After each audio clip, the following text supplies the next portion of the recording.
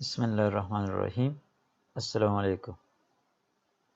Our topic for today is phylogenetic tree diagram. In this, we will discuss the definition, what is meant by phylogenetic tree or just tree diagram भी कहते हैं, phylogenetic tree भी कहते हैं या phylogenetic tree diagram भी full कहते हैं या सिर्फ tree diagram भी कहते हैं. तो these all are the synonyms. Phylogenetic tree diagram, evolutionary tree diagram या just tree diagram. All of these are having the same meaning. ठीक, यानी it means they are synonyms. तो what is mean by phylogenetic tree?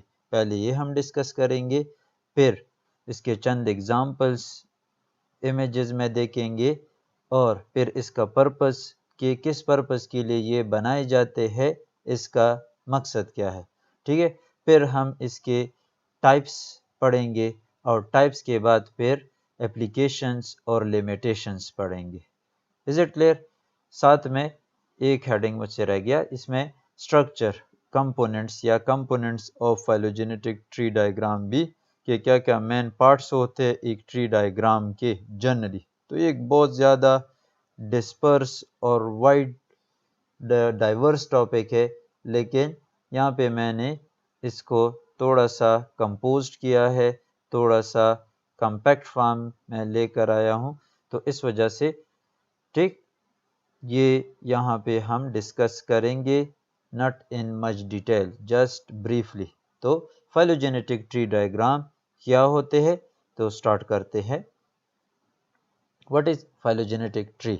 A phylogenetic tree or evolutionary tree is a branching diagram showing the inferred or the concluded, inferred mean concluded, suggested. ठीक है, a branching diagram showing the concluded or suggested evolutionary relationship among various biological species or other entities. या inferred हटा दे, ये scientific term है, क्योंकि ज़रूरी नहीं है कि हमने जो phylogenetic relationship अंदाज़ा लगाया है और उसको प्रेजेंट करे, तो ज़रूरी नहीं है कि वो इवोल्यूशनरी रिलेशनशिप ठीक हो.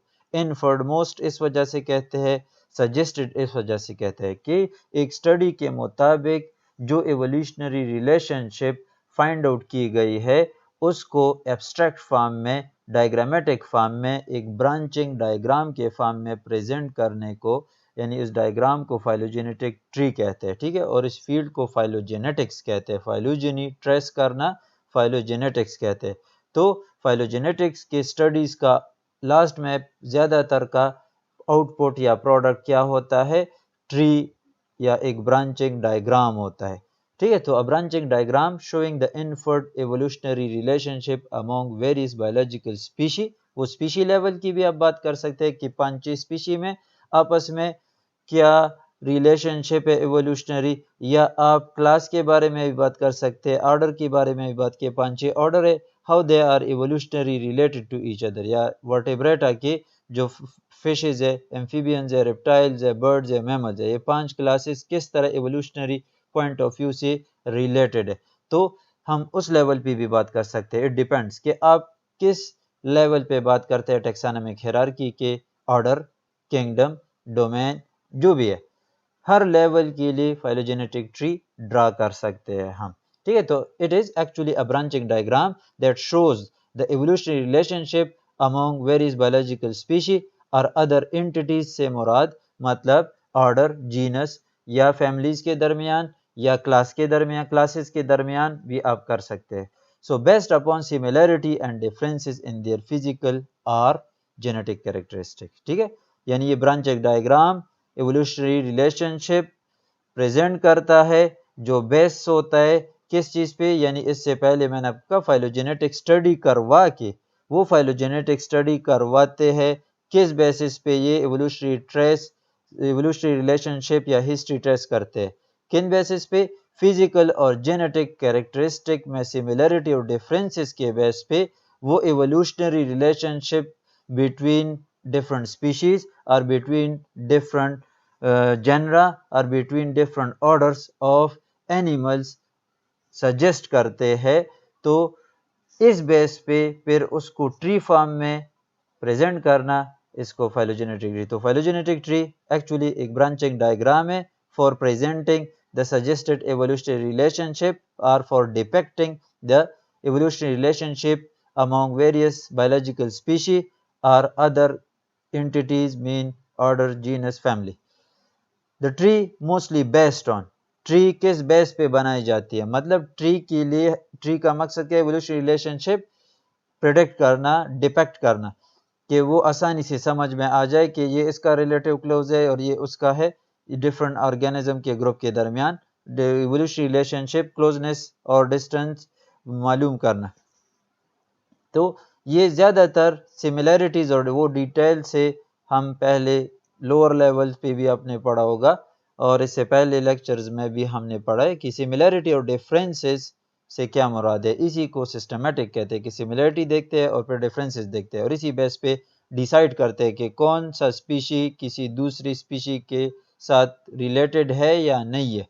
ठीक है, तो फिजिकल फीचर, मॉर्फोलॉजिकल फीचर, ठीक है, और genetic characteristic DNA, RNA, protein वगैरह, यहाँ पे जेनेटिक सिर्फ यूज हुए तो जेनेटिक कैरेक्टरिस्टिक से मुराद डीएनए सीक्वेंसेस वगैरह या आरएनए, प्रोटीन, आरएनए वगैरह के सीक्वेंसेस में सिमिलरिटी और डिफरेंसेस। तो यानी ट्रीज बेस्ड होते हैं differences and similarities in their morphological यानी physical feature और phenotypical feature and genotypical characteristic यानी genetic characteristic और physical characteristic में difference और similarity को देखते हुए evolutionary relationship का अंदाजा लगाते हैं और उस बेस पे tree diagram ड्रा करते हैं। तो phylogenetic tree is based on the similarity and differences in their physical or genetic characteristic।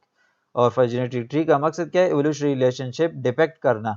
The taxa joined together in the tree are implied to have descended from a common ancestor. The taxa joined together in the tree, वो सारे taxa जो combined होते हैं एक tree diagram में through a line, ठीक है, वो अक्सर common descendant रखते हैं। तो यहाँ पे let's say मैं एक लिखूं कि ये taxa है, ये taxa A है, ये taxa B है, टैक्सान बी, ये सी, ये डी और ये ई और ये एफ इस स्टेप पे। ठीक हुआ, तो ये सारे रिलेटेड है इस लाइन के थ्रू और ये बताए जाते हैं the tags are joined together in tree. अब ये सारे इस ट्री के थ्रू यानी इस स्टेप पे ए कंसिडर करते हैं, स्टेप पे बी, सी, इस तरह। तो ये कंसिडर होते हैं कि वो सारे ऑर्गेनिज्म, वो स्पीशीज है, ग्रुप ऑफ ऑर्गेनिज्म है, जेनरा है या जो भी है, उनके आपस में ये एक रिलेशन होते हैं। इम्प्लाइड मीन ये अखज़ किया जाता है कि they have descended from a common ancestor. आम तौर पे जब हम कहते हैं कि ये सारे डिसेंडेंट, ये सारे एनिमल्स एक फाइलोजेनेटिक ट्री में हम बना देते हैं इकट्ठे, तो इट मीन्स कि वो सारे ज़्यादातर वो एक ही एंसेस्टर की डिसेंडेंट है। तो द टैक्सा जॉइन टुगेदर, वो सारे टैक्सा यानी ग्रुप ऑफ एनिमल जो एक एवोल्यूशनरी ट्री या ट्री डायग्राम में इकट्ठे क्या हो, जॉइंड हो, यानी एक डायग्राम में प्रेजेंटेड हो, एक लाइन के थ्रू कनेक्टेड हो, तो उसको हम ये कह सकते हैं कि all of those taxa that is joined together in a tree diagram I have descended from a common ancestor, यानी वो एक कॉमन एंसेस्टर से डिसेंड होते हैं वो सारे ऑर्गेनिज्म, वो सारे ग्रुप ऑफ ऑर्गेनिज्म जो एक ट्री डायग्राम में जॉइंट टुगेदर होते हैं। Each node with descendant, node क्या है ये आगे भी हम पढ़ेंगे, ये नोड्स है, these are node, diverging points जहाँ पे ब्रांच अराइज होता है, ठीक है, ये नोड्स है, सो दीज आर नोड्स, ठीक है, तो ये नोड्स हुए। Is it clear? तो each node with a descendant represent the most recent common ancestor of the descendant, यानी each node यानी ये नोड है तो यहाँ पे ये एक डिसेंडेंट लाइन, ये जो साइड पे मैंने ये लाइन ये अराइज हुआ ना, तो ये लाइन इस तरह ये नोड पे ये लाइन, इस नोड पे ये लाइन अराइज हुए, तो ईच नोड के पे क्या होते हैं डिसेंडेंट्स लीनेज होते हैं, डिसेंडेंट लाइंस या नई स्पीशीज अराइज हुए होते हैं। It represent the most recent common ancestor of the descendant. Her node पे जो दो ये देखे बी और सी ये नोड शेयर कर रहे हैं ना, तो इट मीन्स कि this node represent a recent common ancestor of B and C. Clear हुआ? ठीक है। while this node represent a recent common ancestor of BC and DEF, इन दो ग्रुप्स का recent common ancestor। ठीक है, तो BC एक ग्रुप हुआ और DEF दूसरा ग्रुप, तो इनका recent common ancestor क्या है? ये है। लेकिन DE ग्रुप का दोनों का अलग अलग, डी का और ई का recent common ancestor ये नोड है। ठीक है, यानी node represent a recent common ancestor for two descendants that emerges as a branch from that node। phylogenetic tree are standard, मतलब ये हुआ कि इस नोड से ये दो शाखें निकली है ना, तो इस पे ऊपर हमने बी और सी लिख दिया, तो ये डिसेंडेंट ग्रुप्स है या डिसेंडेंट है इस नोड के। तो ये नोड क्या रिप्रेजेंट करता है? एंसेस्टर के। यहाँ पे ये इनका रीसेंट कॉमन एंसेस्टर है। ठीक है, यानी it was the last recent ancestor, जो उसके बाद ये दोनों ग्रुप डाइवर्ज हुए। यानी इससे पहले इस पॉइंट तक ये एक किस्म थे, इसके बाद ये डाइवर्ज हुए इनटू सी एंड बी, यानी दो में डिवाइड हुए। phylogenetic tree are central to the field of phylogenetics। phylogenetic tree are central to the field of phylogenetics, यानी phylogenetics evolutionary history, phylogeny trace करना, डिपेक्ट करना, डिटरमिन करने के लिए, यानी इस फील्ड को phylogenetics कहते हैं या क्लैडिस्टिक कहते हैं, वो हमने पहले पढ़ा। उसको हम phylogenetic ट्री एक पिलर की तरह काम करता है। यानी मैंने आपको कहा जितने भी phylogenetic स्टडी होते हैं, अल्टीमेट उनका आउटपुट phylogenetic ट्री फाइल होता है। मतलब वो एक ट्री ड्रा करते हैं और उसके थ्रू वो फाइलोजेनी जो स्टडी की होती है वो प्रेजेंट करते हैं। ठीक है, in diagrammatic form. So life on, यानी सारे फाइलोजेनेटिक फील्ड की रिसर्च ये प्रेजेंट किए जाते हैं फाइलोजेनेटिक ट्री के फॉर्म में। इस वजह से कहा जाता है कि फाइलोजेनेटिक ट्री एक सेंट्रल रोल प्ले करती है फील्ड ऑफ फाइलोजेनेटिक्स में। All life on earth is a part of a single phylogenetic tree. अगर हम पूरे अर्थ को, यानी ये ज्यादातर साइंसदानों का मानना है, बायोलॉजिस्टों का मानना है कि सारी लाइफ एक ही सेल से या एक ही एंसेस्टर से ओरिजिनेट हुई है। ठीक, सारी लाइफ एक ही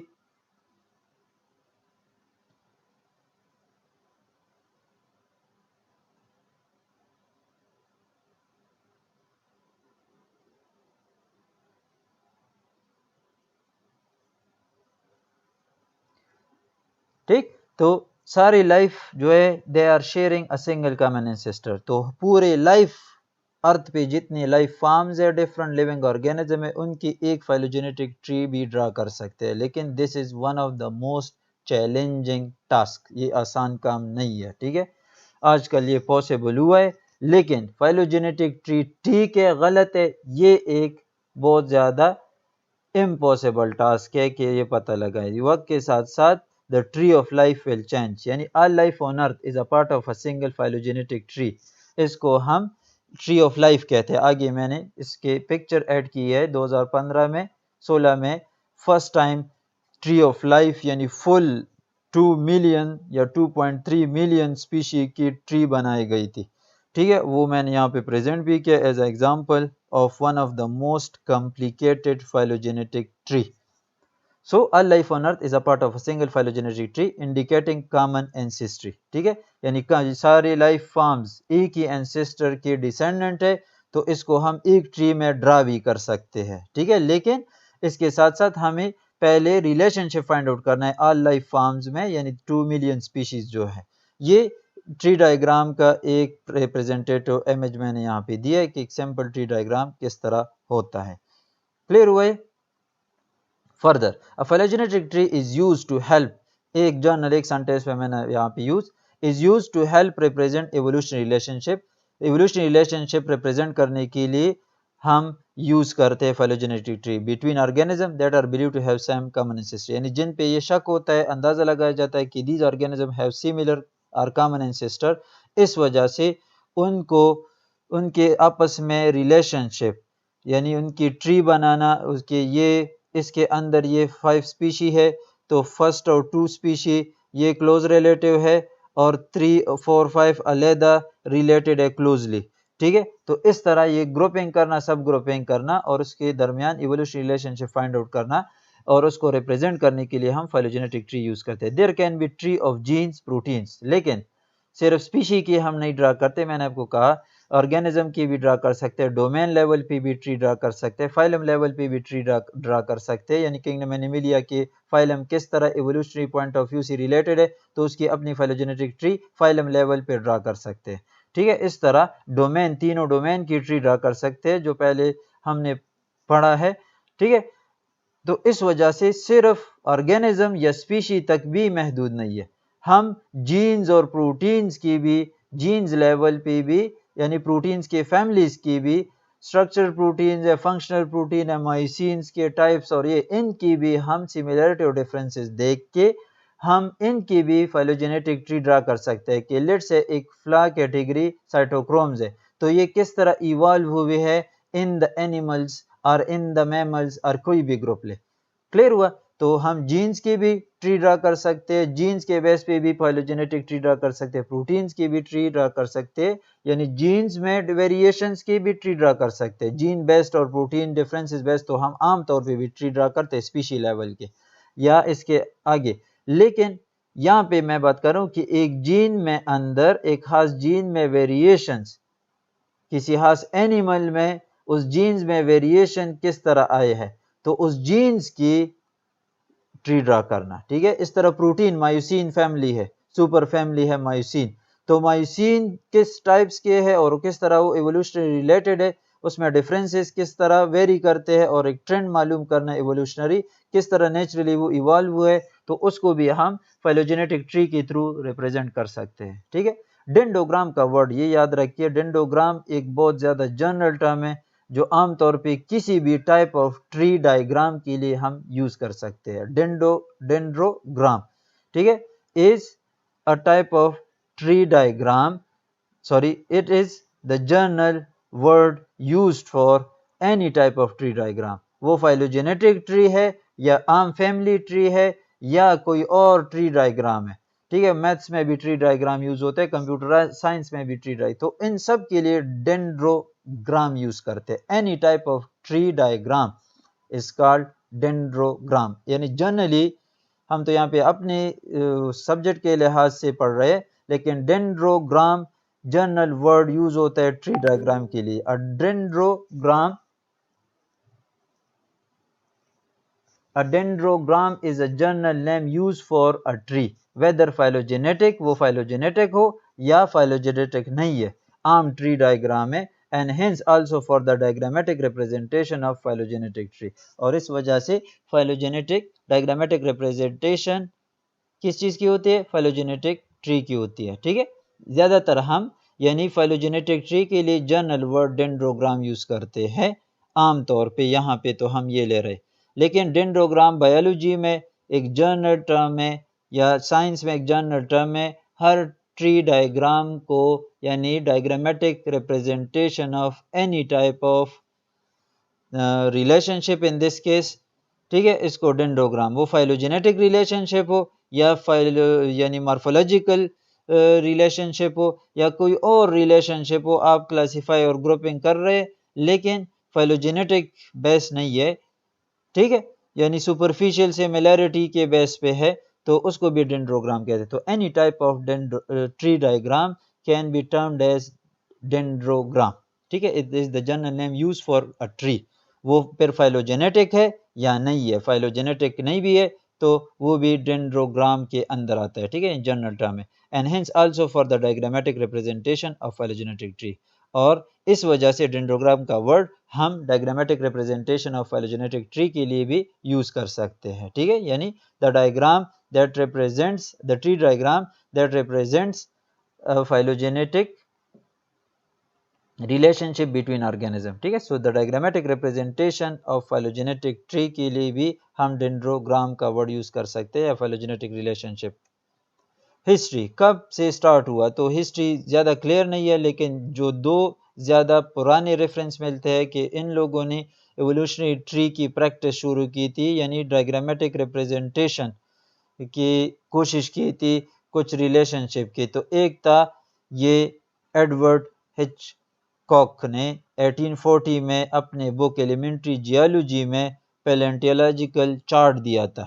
ठीक है, अर्ली रिप्रेजेंटेशन ऑफ ब्रांचिंग और फाइलोजेनेटिक ट्री, यानी this is one of the oldest example कि इस बंदे ने, एडवर्ड हिचकॉक ने फर्स्ट टाइम अपने बुक एलिमेंट्री जियोलॉजी में पैलियोंटोलॉजिकल चार्ट दिया था जो जियोलॉजिकल रिलेशनशिप प्लांट्स और एनिमल के दरमियान बता रहा था। ठीक है, यानी प्लांट्स और एनिमल्स के दरमियान जियोलॉजिकल रिलेशनशिप मालूम करने के लिए, जियोलॉजिकल मतलब टाइम डिफरेंसेस और वक्त के साथ साथ उसमें क्या डिफरेंसेस आएगा एक दूसरे से, तो जियोलॉजिकल रिलेशनशिप प्लांट्स और एनिमल में प्रेजेंट करने के लिए उसने एक पैलियोंटोलॉजिकल चार्ट प्रेजेंट किया था। ठीक है, और कौन से बुक में? Elementary geology by Edward Hitchcock in 1840. Charles Darwin in 1859 also produced one of the first illustration and crucially popularized the concept of evolutionary tree in his book The Origin of Species. Charles Darwin in 1859 also produced one of, और फिर ज़्यादा valid जो source मिलता है कि इसने proper तरीके से एक एवोल्यूशनरी डायग्राम बनाया था डार्विन ने। ठीक है, अपने book origin of species by natural selection. ठीक है, सो Charles Darwin 1859 also produced one of the first tree diagram. ठीक है, इलस्ट्रेशन और क्रूशली पॉपुलराइज्ड। इसके इस यूज ने उस हिचकॉक के यूज या पैलियोंटोलॉजिकल चार्ट ज्यादा तवज्जो गेन नहीं की थी, यानी ज्यादा पॉपुलराइज नहीं हुआ था ट्री डायग्राम उससे। इसके यूज से चार्ल्स डार्विन का यह बुक ज्यादा फेमस हुआ था, बहुत ज्यादा साइंटिस्ट इसको नेचुरलिस्ट स्टडी करना शुरू कर गए थे। इस वजह से इसने जो एक डायग्राम उसमें प्रेजेंट किया था अपने बुक में, फाइलोजेनेटिक ट्री जिसको आजकल हम कहते हैं, तो इसने इस कंसेप्ट को, फाइलोजेनेटिक ट्री, एवोल्यूशनरी ट्री का कंसेप्ट पॉपुलराइज किया, यानी बहुत ज्यादा मशहूर हुआ और आगे लोगों ने उसको यूज करना शुरू कर दिया।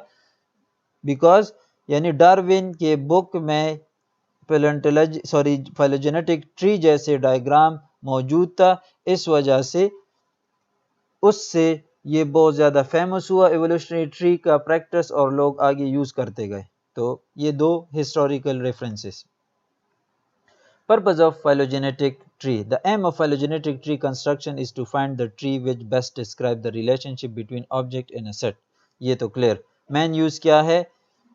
ऐसा यानी असल जो एवोल्यूशनरी रिलेशनशिप है स्पीशी में, उसको प्रेजेंट करना उसी तरह जिस तरह नेचुरली वो स्पीशी रिलेट करते हैं एवोल्यूशनरी पॉइंट ऑफ व्यू से। ठीक है, और ज़्यादातर हम स्पीशी लेवल पे फाइलोजेनेटिक ट्री भी ड्रा करते हैं, लेकिन हायर लेवल पे भी ड्रा करते हैं। ठीक है, so the aim of phylogenetic tree construction, phylogenetic tree construction से मकसद क्या है, पर्पस क्या है? इसका पर्पस यह है कि सही तरीके से जो एवोल्यूशनरी रिलेशनशिप एग्जिस्ट करता है बिटवीन स्पीशी, बिटवीन जनरा, उसको नेचुरल तरीके से उसी तरह स्टडी करके उसको प्रेजेंट कर सके नेचुरल तरीके से। ठीक है, is to find the tree which best describe the relationship between objects, object से मुराद यहाँ पे स्पीशीज। ठीक है, इज इट क्लियर? तो ये एक पर्पस। दूसरा purpose understanding human origin. Human origin कहाँ से इवॉल्व हुआ है, यानी tracing human phylogeny, human evolutionary history, human recent ancestor, किस ग्रुप से ये ओरिजिनेट हुआ है। Understanding by geography. By geography mean animals की डिस्ट्रीब्यूशन। ठीक है, throughout the earth surface, on the earth surface या फुल अर्थ ग्लोब पे लाइफ फॉर्म किस तरह डिस्ट्रीब्यूटेड है, क्यों एक एनिमल एक जगह पे रहता है, क्यों एक एनिमल दूसरी जगह पे रहता है, और क्यों ये डिस्ट्रीब्यूट इस तरह डिस्ट्रीब्यूशन के बाद एनिमल अमेरिका में है इधर नहीं है। तो इसका ट्रेस करना एवोल्यूशनरी हिस्ट्री की, क्यों बाज एनिमल उधर है बाज एनिमल इधर है, उन एनिमल में और इन एनिमल में यहाँ पे फ़र्क क्या है, ये सब। तो understanding by geography, what is the relative importance of dispersal versus variance. ठीक है, विकेरियंस नहीं है, ये वेरिएंस मतलब जो चेंजेस है कि एनिमल किस तरह डिस्पर्स होता है अपने रीजन से, वो डिफरेंट हैबिटाट किस तरह ऑक्यूपाई कर गया। यानी हम कहते हैं कि बाज़ स्पीशी, बाज़ एनिमल्स कॉस्मोपॉलिटन होते हैं, हर जगह पे पाए जाते थ्रू आउट द वर्ल्ड, बाज़ एनिमल सिर्फ एक इलाके में महदूद रहते। तो ये असल में डिस्पर्सल में डिफरेंस था इनका शुरुआत में, इस वजह से बाज़ एनिमल एक जगह पे और बाज़ एनिमल सब जगहों पे मौजूद होते हैं। ठीक है, learning about the tempo of evolution, temperament, evolution की टेम्परामेंट, मिजाज हम कहते हैं कि एवोल्यूशन किस रेट से हो रहा है, कितने मिकदार में हुआ है, किस तरह हुआ है, ये सब इसको हम टेम्पो ऑफ एवोल्यूशन कहते हैं। फॉर एग्जांपल, कैम्ब्रियन एक्सप्लोजन एक इवेंट कंसिडर किया जाता है। कैम्ब्रियन एक्सप्लोजन, इसको एक्सप्लोजन की कैम्ब्रियन तो मैंने आपको बताया था, जियोलॉजिक टाइम स्केल में एक पीरियड है कैम्ब्रियन पीरियड। ठीक है, तो कैम्ब्रियन जो टाइम गुजरा है जियोलॉजिक टाइम स्केल पे जो हमने मेंशन किया है, यानी अर्थ की हिस्ट्री में एक टाइम गुजरा है। तो ये ज़्यादातर बायोलॉजिस्टों का मानना है कि ज़्यादातर आजकल जो एनिमल्स के फाइलम्स है ये कैम्ब्रियन पीरियड में क्या हुए थे, कैम्ब्रियन दौर में एक एक्सप्लोजन हुआ डाइवर्सिफिकेशन का, कि अचानक नए नए स्पीशी बहुत रैपिड रेट के साथ बनना शुरू हुए और इस वजह से उसको वो स्पीशी बनने का धमाका कहते हैं या एक्सप्लोजन कहते हैं, और इस वजह से कैम्ब्रियन एक्सप्लोजन कहते हैं कि कैम्ब्रियन टाइम में हुआ था, इस वजह से कैम्ब्रियन एक्सप्लोजन। तो ये बता रहे कि was the Cambrian explosion really an explosion, यानी जो हम समझते हैं कि there was an explosion of species formation, यानी बहुत रैपिड रेट के साथ इवोल्यूशन में डाइवर्सिफिकेशन और स्पीशिएशन हुई थी। और आजकल के जितने भी नए सेपरेट फाइलम्स है एनिमल्स के, ये उसी एक्सप्लोजन में, उसी स्पीशिएशन, रैपिड स्पीशिएशन इवेंट में क्या हुए थे, ओरिजिनेट हुए थे। तो ये क्वेश्चन सॉल्व करने के लिए कि आया ये कैम्ब्रियन एक्सप्लोजन ये ट्रू बात है, हकीकत है, या एक्चुअली हुआ था या नहीं हुआ था, इस क्वेश्चन का जवाब देना। ठीक है, इसके पीछे अगर आप लग जाएंगे तो आप फाइलोजेनेटिक्स में इन्वॉल्व होंगे और फाइलोजेनेटिक्स में फिर आप फाइलोजेनेटिक ट्री की तरफ आएंगे और फाइलोजेनेटिक ट्री के थ्रू ये क्वेश्चन सॉल्व करेंगे कि आया वाकई कैम्ब्रियन एक्सप्लोजन हमारे पास एविडेंसेस और स्टडीज से साबित हो रहा है या नहीं हो रहा। Did mammals and birds wait until dinosaur went extend to inherit the earth, या मैमल्स और बर्ड्स उस टाइम तक अपेयर नहीं हुए थे जब तक डायनासोर ख़त्म नहीं हुए थे। ठीक है, यानी ये दोनों इंतज़ार कर रहे थे कि डायनासोर ख़त्म होंगे तो फिर ये अराइज होंगे, या मैमल्स और बर्ड्स पहले से मौजूद थे और बाद में फिर डायनासोर्स वगैरह ख़त्म हुए। ठीक है, तो ये क्वेश्चन इनके लिए आंसर फाइंड आउट करने के लिए आप फाइलोजेनेटिक्स में इन्वॉल्व होंगे, स्टडी करेंगे एवोल्यूशनरी हिस्ट्री, और एवोल्यूशनरी हिस्ट्रीज को फिर ट्रेस करेंगे तो उसको रिप्रेजेंट करेंगे एवोल्यूशनरी ट्री के थ्रू। ठीक है, और were they already started before the asteroid hit. ठीक है, एस्टेरॉयड ये एक कंसेप्ट है कि अर्थ को पहले बहुत ज़्यादा, यानी अर्थ की हिस्ट्री में एस्टेरॉयड्स, बहुत बड़े बड़े चट्टानें जो बाहर एटमॉस्फेयर यानी यूनिवर्स के स्पेस में मौजूद है, जो हमारे अर्थ ग्लोब की तरह सन से रिवॉल्व करते हैं, तो वो अक्सर हमारे एटमॉस्फेयर में इंटर होके हिट करते थे अर्थ को। ठीक है, जिस तरह आजकल शहाब साक़ब मेटियोर्स वगैरह हिट करते हैं, तो इसी तरह एस्टेरॉयड बहुत बड़े बड़े स्टोन्स जो एटमॉस्फेयर स्पेस से हमारे ग्रेविटेशनल फोर्स ऑफ अर्थ के इंटर होके वो तेजी के साथ आते हैं। तो ये एक थ्योरी है कि अर्थ को हिस्ट्री में बहुत ज़्यादा दफ़ा बड़े बड़े एस्टेरॉयड ने हिट किया है, जिसकी वजह से डायनासोर्स वगैरह बहुत ज़्यादा लाइफ फॉर्म एक्सटेंड बन गए थे। अंडरस्टैंड, तो इनके लिए क्वेश्चन, ये क्वेश्चन है, अब इनका आंसर फाइंड आउट करने के लिए फाइलोजेनेटिक में जाएंगे। फाइलोजेनेटिक में फिर आप ट्री डायग्राम ड्रा करेंगे तो फिर ये जो सवाल, इस सवाल का जवाब मिलेगा। Understanding the origin of particular trade, एक ट्रेड कब अराइज हुआ, एक फैमिली में या एक स्पीशी में या एक जनरा में या वर्टिब्रेट है, तो वर्टिब्री कब पहले अराइज हुई, किस दौर में अराइज हुई, किन एनिमल्स में अराइज हुई, ये सॉल्व करने के लिए फाइलोजेनेटिक ट्री और फाइलोजेनेटिक्स आप स्टडी करेंगे। Understanding the process of molecular evolution, यानी फाइलोजेनेटिक ट्री के थ्रू हम ट्रेड्स की ओरिजिन ट्रेस कर सकते हैं, ट्रेड्स के ओरिजिन प्रेजेंट कर सकते हैं, तो लोगों को आसानी से समझ में आएगी कि वर्टिब्रेट में वर्टिब्री पहले कब आई थी और फिर बाकी कैरेक्टर कब कब अराइज हुए। इसके अलावा मॉलिक्यूलर एवोल्यूशन मतलब ये जो डीएनए वगैरह में क्या चेंजेस आते हैं, प्रोटीन वगैरह में क्या चेंज आया है with the passage of time.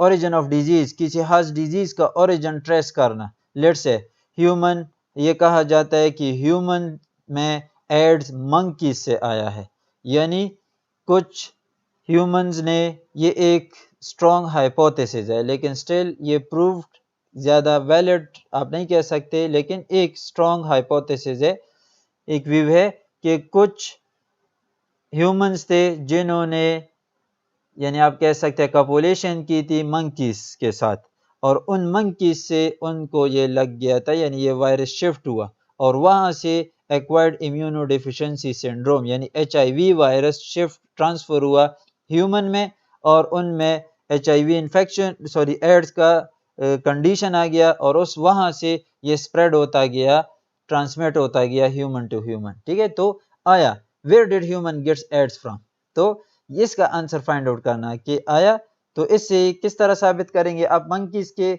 HIV virus देखेंगे और ह्यूमन में जो मौजूद है तो टैली करेंगे और उसके फाइलोजेनेटिक ट्री ड्रा करेंगे तो ट्रेस कर सकते हैं कि एड्स आया मंकी से आया है या किसी और सोर्स से आया है। तो इस तरह बहुत डिफरेंट डिजीजेस की ओरिजिन ट्रेस करना कि कहाँ से ये एंटर हुआ है इस स्पीशी में या ओरिजिनेट हुए।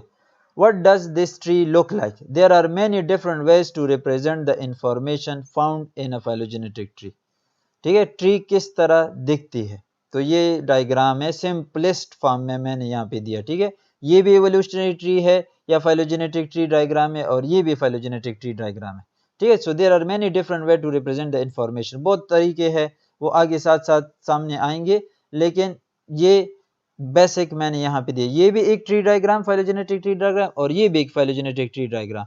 ठीक है, the basic format of tree is generally in one of the two forms, ये बेसिक फॉर्मेट्स है। Although there are other ways to represent, इसके अलावा भी है कुछ दूसरे फॉर्म, वो साथ साथ आपको पिक्चर्स में मिल जाएंगे। ये एक और एग्जांपल।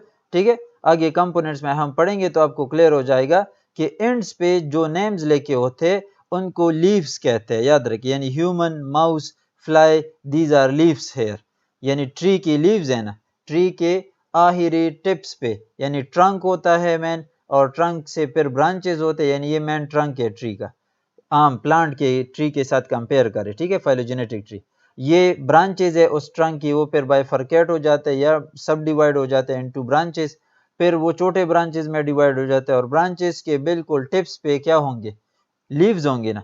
तो यहाँ पे डिसेंडेंट्स या लीव्स का वर्ड अक्सर हम यूज करेंगे, तो लीव्स को कंफ्यूज नहीं करना, यानी strictly we are not speaking about the leaves of plant, लेकिन हेयर लीव से मुराद फाइलोजेनेटिक ट्री में क्या है, डिसेंडेंट है जो ट्री के ब्रांचेस के टिप पे शोड है। तो मैं आपको बता देता हूँ, ट्री में आमतौर पे रूट होता है एक मैन, ठीक है, ब्रांचेस होते हैं, दीज आर ब्रांचेस, ठीक है, these are branches, this is another branch, this is another branch. तो ब्रांचेस और साथ में नोड्स होते हैं, यानी एक मेन ब्रांच जब दो में डिवाइड होता है, जहां पे डाइवर्जेंस होती है, डाइवर्जेंट इवोल्यूशन होती है, तो इट डिवाइड्स और बाइफरकेट्स, इस पॉइंट को नोड कहते हैं। ठीक है, ठीक है, यानी एक मेन ब्रांच डिवाइड होते हैं इनटू टू सब डिसेंडेंट ब्रांचेस, इस डिसेंडेंट ब्रांच के अराइजिंग पॉइंट पे जो नोड होता है उसको हम या तो इंटरनल नोड या सिंपल नोड कहते हैं।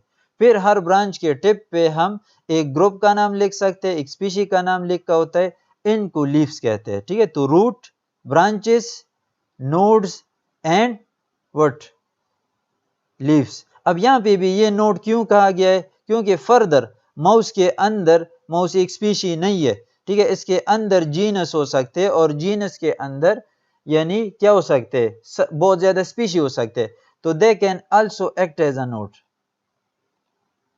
समझ आ रहे, यानी इट फर्दर बाइफरकेट इनटू, ये फर्दर डिवाइड हो सकता है इनटू मैनी सब ब्रांचेस, इस वजह से इसको भी फिर बाद में हम नोड कंसिडर कर सकते हैं। यहाँ पे हमने सिंप्लीफाई किया है इस डायग्राम को, तो क्लियर हुआ। तो इसमें मैंने कंपोनेंट भी शॉर्टकट, यानी टैक्सान जो एंड पे शो होते हैं, इनको लीव्स अक्सर जनरल टर्म में फाइलोजेनेटिक ट्री में कहते हैं। फाइलो लीव से मुराद डिसेंडेंट या टैक्सा जो एंड ब्रांच के एंड पे शो किए होते हैं, बिकॉज ये बिल्कुल आम प्लांट की ट्री की तरह, ये इसके ट्रंक, ब्रांचेस और नोड्स, और फिर ब्रांचेस के बिल्कुल टिप पे आखिरी क्या होते हैं, लीव्स होते हैं। ठीक है, तो these descended can be considered as leaves in the phylogenetic tree. or these can be also considered as taxa, taxonomy के through. Component of a tree diagram. A cladogram consists of two major elements. Nodes होते हैं और branches होते हैं. ठीक है, ये मैंने बताया. Nodes होते हैं और branch होते हैं.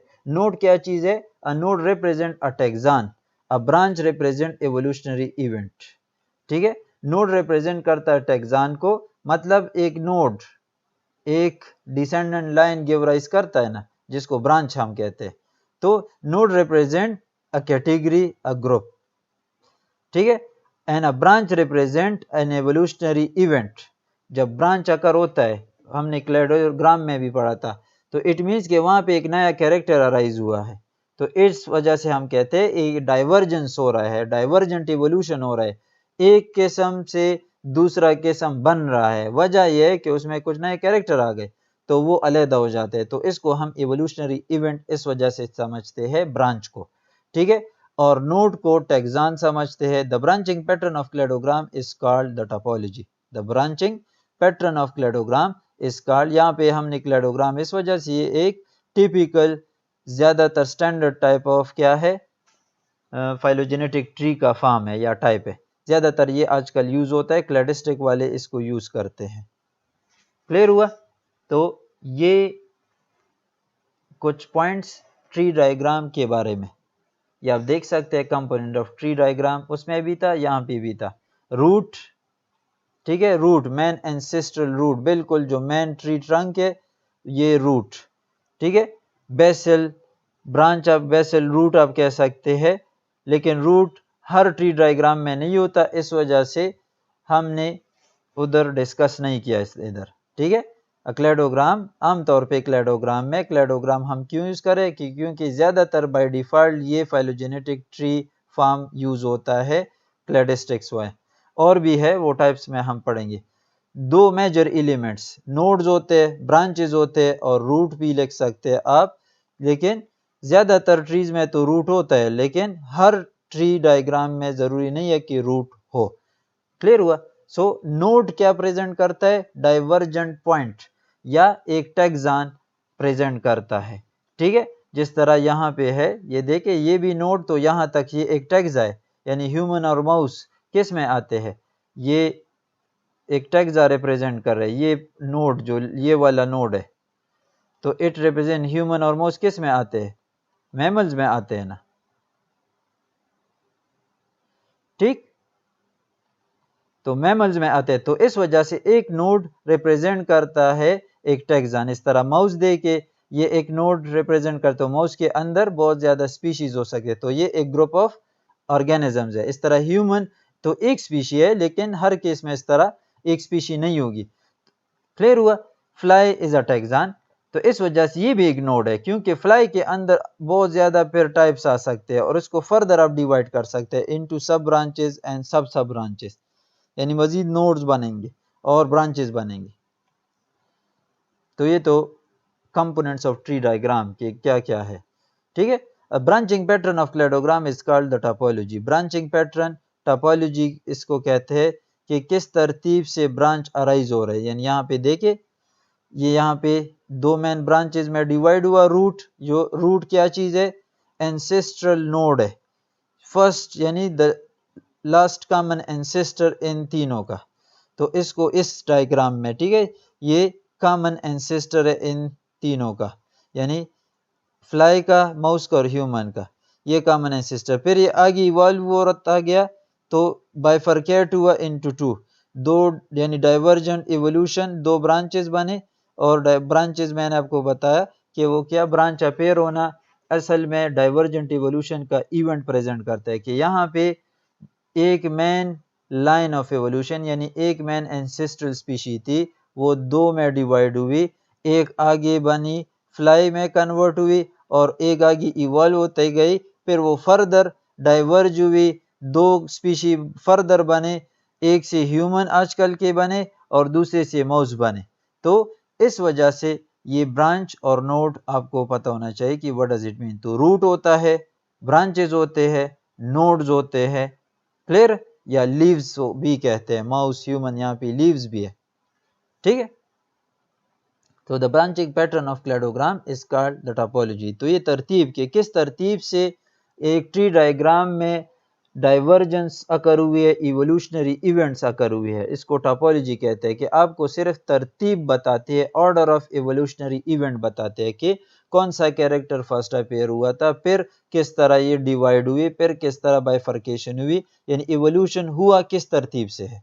तो टोपोलॉजी यानी आपको सरफेस डिटेल, यानी अगर यहाँ पे ह्यूमन, माउस और ये फ्लाई मैं हटा भी दूं, सिर्फ मुझे ये ट्री, तो इस ट्री से मैं बता सकता हूँ कि इसमें इवोल्यूशन किस तरह हुआ था कि एक एंसेस्टर था, वो दो में डिवाइड हुआ, फिर वो उस दो में से फिर एक आगे अनडिवाइडेड रहा और एक कैटेगरी बनाई जो भी थी, यहाँ पे ए कह दे, ठीक है, लेट्स से फ्लाई हटा दे, ठीक है, यानी लेबल नहीं है। दूसरे साइड पे जो दूसरा ब्रांच मैन था वो आगे जाके फर्दर डिवाइड हुआ इनटू टू, ठीक है, जिस और टू फर्दर ग्रुप्स बने। यानी इस तरह मैं ड्रा कर सकता हूं कि ये ट्री इस तरह भी मैं ड्रा कर सकता हूं, ठीक है, कि तीनों इस तरह अलग-अलग इस ट्री से बाइफरकेट हुई। तो ये अलग किस्म का ऑर्डर प्रेजेंट करता है, ठीक। तो टोपोलॉजी से मुराद ये कि द ब्रांचिंग पैटर्न, किस तरतीब से हम ब्रांच, यानी अगर मैं ब्रांचेज इस तरह शो करूं तो ये अलहदा तरतीब हुआ, ठीक है, ये एक ब्रांचिंग पैटर्न। या इसी को मैं लूं और ये इस तरह मैं शो करूं जो ऑलरेडी मेंशन्ड है,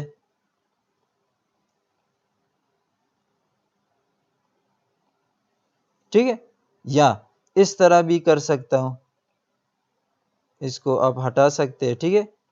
तो इसको ब्रांचिंग पैटर्न के नोड, यानी जो क्या है, इवोल्यूशनरी इवेंट्स है, नए नए ब्रांच डाइवर्जेंस कब कब हुआ है, ठीक है, और हर नोड पे वो एक क्या रिप्रेजेंट करता है, शाबाश, टैक्सान। नोड आगे मजीद क्लियर हो जाएगा, यहाँ पे थोड़ा सा इन्होंने ये सेंटेंस कंफ्यूजिंग यहाँ पे दिया गया है, लेकिन आगे आपको क्लियर हो जाएगा। नोड सिंपल इन पॉइंट्स को कहते हैं जहाँ पे डाइवर्जेंस होती है, और इन ब्रांच को हम डिसेंडेंट लीनेज कहते हैं। हर ब्रांच जो इस एक नोड से अराइज होती है, यहाँ पे आप देख सकते हैं ये इससे ये ब्रांच और ये ब्रांच अराइज हुई, तो ये एक नोड कहलाता है, ठीक है, ये एक दूसरा नोड कहलाता है, इस तरह, ठीक है।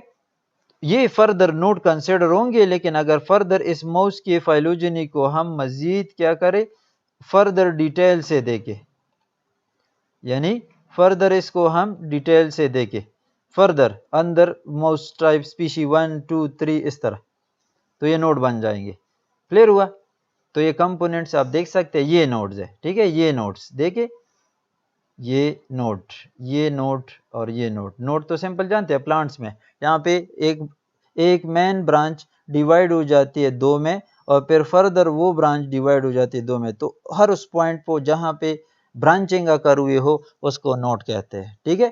फिर नोड में दो किस्में हैं, बाइफरकेटिंग नोड्स है, ठीक है, वो nodes that give rise to two sub branches, यानी वो नोड्स फाइलोजेनेटिक ट्री में जिससे दो डिसेंडेंट लाइन अराइज हुए हो, ठीक है। यहाँ पे देखिए इस नोड, ये नोड ए बी का जो नोड है, ये भी दो लाइन, दो डिसेंडेंट सिर्फ के साथ कनेक्टेड है, दो यानी डिसेंडेंट अराइज करते हैं, इज इट क्लियर। लेकिन बाज नोड्स ऐसे होंगे कि उससे 3 डिसेंडेंट लाइन हम शो करते हैं, इसको पॉलीटोमस नोड्स कहते हैं, या पॉलीटोमी का फिनोमेना ट्री डायग्राम में कहते हैं। वो ट्री डायग्राम्स जो जिनमें ऐसे नोड्स हो कि उससे एक एक नोड से 3 या 3 से ज्यादा डिसेंडेंट लाइन हम शो करते हैं, तो उसको हम पॉलीटोमी का फिनोमेना कहते हैं ट्री डायग्राम में। यानी पॉली मीन मैनी, यानी एक ये डाइकोटमी है कि दो डिसेंडेंट लाइन प्रेजेंट शो करना या डिसेंड होना एक नोड से, तो इसमें हम सिर्फ इवोल्यूशनरी पॉइंट ऑफ व्यू से कहते हैं कि ये डाइवर्जन यहाँ पे हुआ, और डाइवर्जेंस लीड्स इनटू 2 सब ग्रुप्स, ठीक है, कि दो स्पीशीज बन गए, और इस दो स्पीशीज की वजह से यानी हम कहते हैं कि ये डाइकोटमस नोड है। और इस ऐसी ट्री को जिसमें सारे नोड डाइकोटमस हो, मतलब बाइफरकेटिंग हो, सिर्फ दो दो सब डिवीजन हुए हो, हर नोड पे दो दो लाइन डिसेंडेंट लाइन हम शो करते हैं तो उसको हम डाइकोटोमस ट्री कहते हैं या उसको हम बाइफरकेटिंग ट्री कहते हैं। और वो ट्रीज जिसमें सारे नोड्स पॉलीटोमस हो तो उसको हम मल्टीफरकेटिंग ट्रीज कहते हैं। ठीक, तो नोड समझ गए, ये टर्मिनल ब्रांचेस, ये इंटरनल ब्रांचेस, मेन ब्रांचेस है। फिर ये टर्मिनल क्योंकि इस पे आखिर में हमने डिसेंडेंट शो किया, लीव्स शो किया, टर्मिनल नोड्स। इसको टर्मिनल नोड्स क्यों कहते हैं? क्योंकि इसमें फर्दर मैंने जिस तरह माउस में कहा कि इसमें अंदर सब स्पीशी हो सकते हैं, यानी जरूरी नहीं है कि ये एक स्पीशी हो, ये एक जीनस भी हो सकता है, ये एक HIJ, ये सब एज ऑर्डर भी ले सकते हैं। तो यहाँ पे तो हमने हाइपोथेटिकल लिया। रूट क्या रिप्रेजेंट करता है? Ancestor, last common ancestor for these all groups ABCDEFGHIJ। यहाँ पे आप स्पीशी भी ले सकते हैं, स्पीशी के अंदर डिफरेंट पॉपुलेशन टाइप्स भी ले सकते हैं, आप जीनस भी ले सकते हैं। Is it clear? तो क्लेडोग्राम बार बार इस वजह से यहाँ पे मैंने लिया है क्योंकि क्लेडोग्राम सबसे common type of tree diagram जिससे हम वेल अवेयर है। Is it clear? तो ये तो कंपोनेंट्स ऑफ ट्री डायग्राम्स। ठीक है, further each line on the tree represent on particular organism, ये मैंने बताया। टैक्सॉन ऑफ इंटरेस्ट, ये देखिए हर लाइन लीड करता है एक डिसेंडेंट के थ्रू।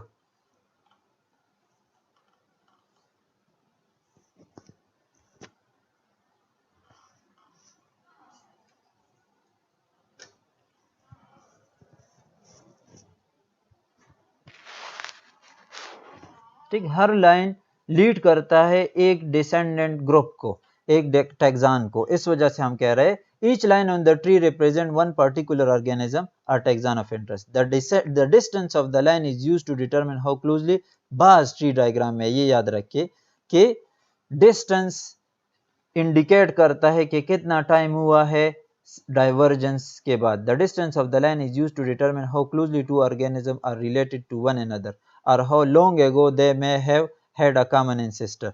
यानी यहाँ पे देख सकते हैं कि डिस्टेंस, यानी इसका डिस्टेंस जे का ज्यादा है इस एंसेस्ट्रल रूट से, ठीक है, और लेट से डी का कम है। तो बाज ट्री डायग्राम्स में ये इंफॉर्मेशन होती है कि जितना लेंथी लाइन, यानी जितना ज्यादा लेंथी लाइन पे हमने उसको शो किया है, लेट से जे यहाँ पे शो किया है और एक को मैंने के को यहाँ पे शो किया, तो बाज ट्री डायग्राम में, क्लेडोग्राम में ज्यादातर इस तरह की इंफॉर्मेशन नहीं होते, लेकिन बाज ट्री डायग्राम में ये इंफॉर्मेशन होते हैं कि the length of the line in the tree diagram indicates the time since evolution or divergence from a common ancestor.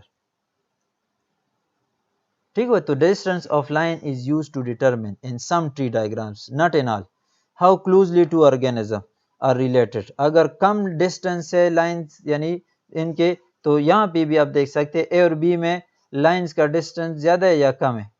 कम है ना, तो जनरली भी हम कह सकते हैं, वो स्पेसिफिक मैंने बता दिया कि बास ट्री डायग्राम में बाकायदा टाइम डिटरमिन कर सकते हैं, बता इंफॉर्मेशन देते हैं। यहाँ पे by general rule A B के दरमियान इस नोड से डिस्टेंस क्या है? कम है ना, तो A B are close relative.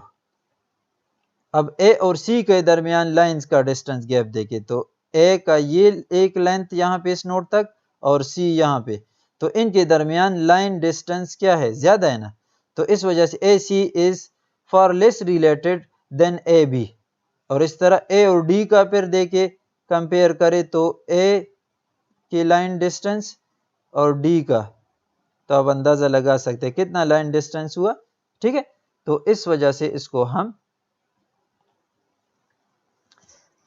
Indicate करता है द लाइन डिस्टेंस कि how closely two organism are related, कि दो ऑर्गेनिज्म कितना कम, जितना कम लाइन होगा दरमियान आपस में उतना ही क्या होगा, उतना ही वो क्लोजली रिलेटेड होंगे। जितना ज्यादा टाइम, ज्यादा डिस्टेंट पे होंगे एक दूसरे से क्लेडोग्राम में या एनी ट्री डायग्राम में, तो बास ट्री डायग्राम्स में ये इंफॉर्मेशन होता है कि the length of the line indicates the closeness, उससे पता चलता है। ठीक है, या उससे पता चलता है टाइम का कि how long ago they may have had a common ancestor, कितने टाइम हुआ है ये कॉमन एंसेस्टर से डाइवर्ज हुआ है। The line that connects all the other line is the representation of common ancestor that is being looked at to compare other organism, और उसको हम क्या कहते हैं?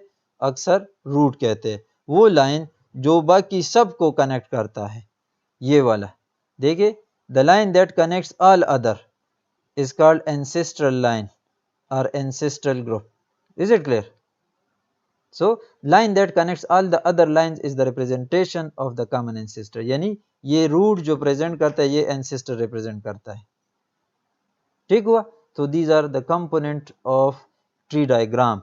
ये कुछ नेक्स्ट मैं एग्जांपल दे रहा हूँ, one of the some of the very complicated tree diagram कि कितना ये ट्री डायग्राम आजकल एडवांस हुआ. जिस तरह इसका फर्स्ट यूज था उस तरह नहीं है अब. ये बहुत एडवांस टाइप के ट्री डायग्राम्स आजकल बनाए जाते हैं और उस फील्ड को हम बायोइन्फॉर्मेटिक्स कहते हैं. बायोइन्फॉर्मेटिक्स में सॉफ्टवेयर्स के थ्रू ये बनाए जाते हैं. ठीक है, ये देखिए ट्री ऑफ लाइफ है. ठीक है, based on the completely sequence genome. जिन स्पीशी के जीनोम सीक्वेंस हुए हैं फुली, उन सब को उस जीनोम को कंपेयर करके उसमें सिमिलरिटी और डिफरेंसेस देख के ये ट्री डायग्राम आप देख सकते हैं कि ये अभी मैं जूम नहीं कर सकता, फुल स्क्रीन मोड पे हूँ, लेकिन all of these are names. देखिए साइंटिफिक नेम्स और ग्रुप ऑफ टेक्सास, ये आप देख सकते हैं. ठीक है, तो ये सेंट्रल ओरिजिन है, ये एंसेस्ट्रल पॉइंट है, ये जो मैंने एक डॉट लगाया.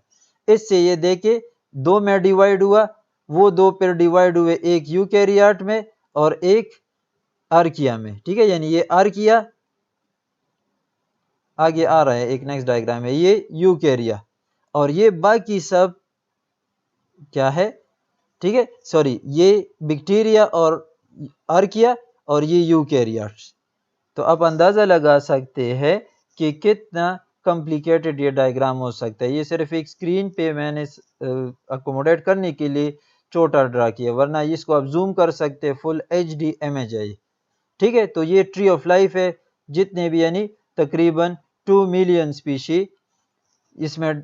इससे मजीद कॉम्प्लिकेटेड डायग्राम भी 2016 में ड्रा किया गया है, जिसमें 2.3 million species they are mapped, यानी उनको फाइलोजेनेटिकली रिलेट किया गया in a single circle of life. उसको सिंगल सर्कल ऑफ लाइफ कहते हैं. क्यों सिंगल सर्कल ऑफ लाइफ कहते हैं? क्योंकि ये देखे ये ट्री डायग्राम सर्कुलर चार्ट के फॉर्म में है, तो दे कैन गेन और acquire the shape of circle.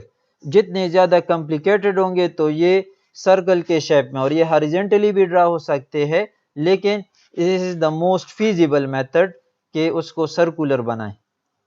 ठीक है, ये देखिए ना सर्कुलर है, ये वाला देखिए, ये फुल 2.3 मिलियन, ये इसका रेफरेंस है. ये वाला किसने ये बनाया था और कहां से ये पब्लिश हुआ था? ठीक है, proceeding of national academy of science में पब्लिश हुआ, USA. ये देखिए ये ट्री ऑफ, इसमें सब nematodes, lophotrochozoa, deuterostoma, early diverging metazoa, archaea, arthropoda, bacteria. ये बैक्टीरिया है, ये पिंक कलर का जो एक थोड़ा सा स्ट्रिप, ये बाकी इसको आप रीड किस तरह करेंगे तो ये आप देखें. ठीक है, ये बाकी इंफॉर्मेशन इसमें दिए. आउटर रिंग सिर्फ अबंडेंस शो कर रहे हैं, यानी टोटल 2.3 मिलियन में कितने स्पीशीज है आर्थ्रोपोडा के. ये जो आप लाइट कलर देख रहे हैं आर्थ्रोपोडा, जिसमें इंसेक्टा, एरिकनेट्स, क्रस्टेशियंस आते हैं, तो ये कितना बड़ा ग्रुप है. आउटर रिंग जो है ये अबंडेंस शो करता है. ये अब ऑरेंज है तो बैक्टीरिया के अबंडेंस शो करता है as compare to other relative abundance. ठीक है, ये in comparison to other organism कौन सा ग्रुप ज्यादा डोमिनेंट है? तो आधे से ज्यादा रिंग किसका है? आर्थ्रोपोडा का है. मैंने आपको बताया था कि 2 मिलियन में से 12 लाख स्पीशी तकरीबन आर्थ्रोपोड के है. फिर बैक्टीरिया में भी ज्यादा डाइवर्सिटी है. ठीक है, फिर फंजाई में भी डाइवर्सिटी ज्यादा है. ड्यूट्रोस्टोमा छोटा ग्रुप है, ये आप देख सकते हैं. ठीक है, तो इस तरह ये सब देख सकते हैं. All life forms are presented over here, और ये लाइंस आप देख सकते हैं. ये मजीद जूम हो सकते हैं, लेकिन स्क्रीन पे ये फुल स्क्रीन मोड है, इस वजह से मैं जूम नहीं कर सकता यहाँ पे. क्लियर हुआ? तो ये ट्री डायग्राम.